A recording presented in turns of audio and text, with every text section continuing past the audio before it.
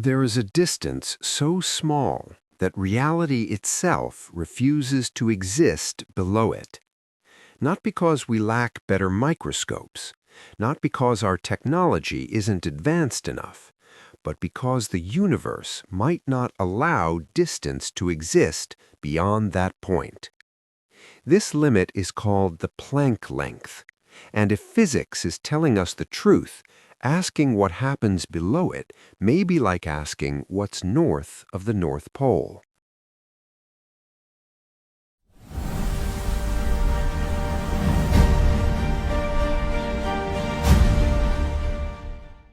We instinctively believe space works like a perfect grid.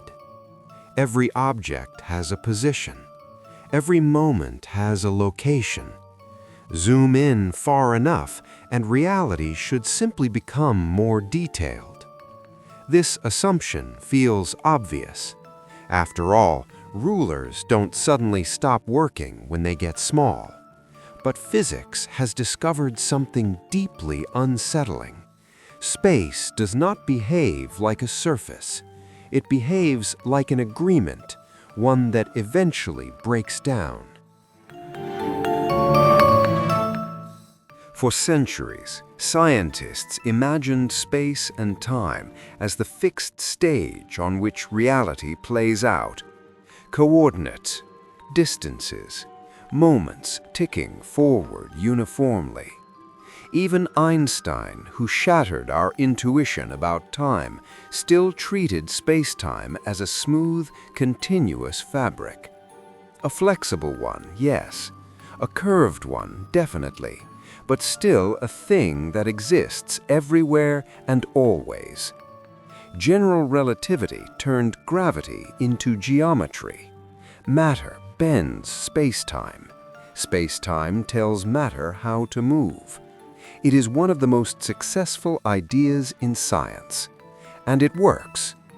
Until it doesn't. When gravity becomes extreme, Einstein's equations begin to sabotage themselves. At the centers of black holes, at the beginning of the universe, the math explodes into infinities. In physics, infinities are not answers. They are warnings. They tell us the theory is being pushed beyond its domain of validity. To understand what space-time is really made of, we need to look somewhere Einstein never could: the quantum world. Quantum mechanics doesn't describe reality as objects following paths. It describes reality as possibilities interfering with each other. Particles don't have positions, they have probabilities. Events don't happen, they become likely. This framework has been tested with absurd precision. But there's a catch. Quantum theory assumes space-time already exists. It needs a stage to perform on. But gravity is the stage itself. And that creates a paradox. How do you quantize something that defines where quantum even means? When physicists try to combine gravity and quantum mechanics, a strange number appears, again and again. A length so small that any attempt to measure it collapses reality into nonsense. The Planck length. At this scale, space-time fluctuates violently. Geometry loses stability. Distance becomes undefined. Trying to probe it would require so much energy that the region would collapse into a black hole. The universe protects this limit, not technologically, fundamentally. Before we go deeper, if you're enjoying this journey into the edges of reality, supporting the channel really helps. Hitting like tells YouTube that this kind of content matters, and subscribing means you won't miss future explorations like this one. FactoLab is about asking better questions, not giving easy answers. All right, let's keep going. Below the Planck length, coordinates stop meaning anything. There is no smooth surface, no reliable ruler, no fixed here or there. Instead, reality becomes a storm of quantum uncertainty. Spacetime no longer acts like a fabric. It behaves more like a statistical pattern, something that only exists when viewed from far enough away. This leads to a radical idea. Spacetime might not be fundamental at all. Black holes revealed something extraordinary. They behave like thermodynamic objects. They have temperature, they have entropy, but their entropy scales with surface area, not volume. This suggests something shocking. All the information inside a black hole can be described by data on its boundary. Reality seems compressed, like a three-dimensional world encoded on a two-dimensional surface.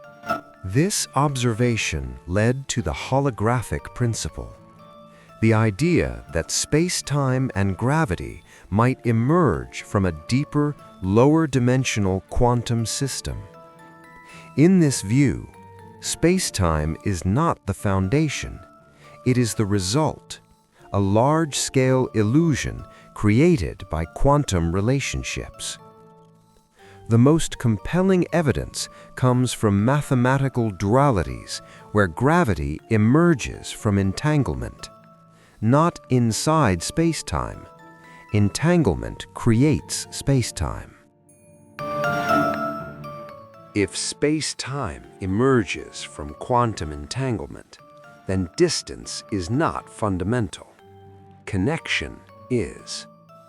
Closeness is not about meters, it's about correlations. Below the Planck length, reality may not be spatial at all, which means the universe is not built from points, but from relationships.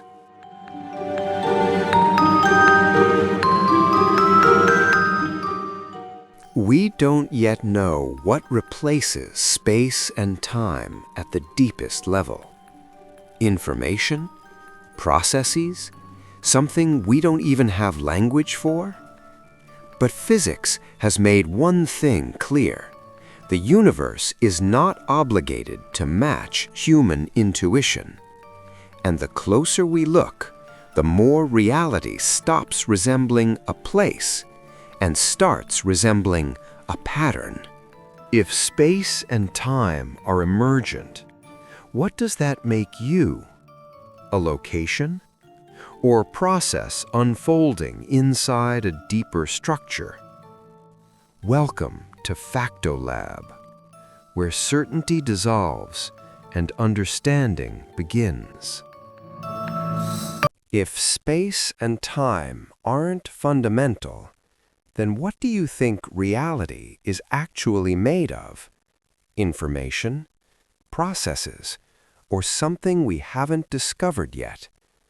Share your thoughts in the comments. This channel grows through curiosity, not certainty. And if you want to keep exploring ideas that challenge how we see the universe, subscribe and join FactoLab. Until next time, stay curious.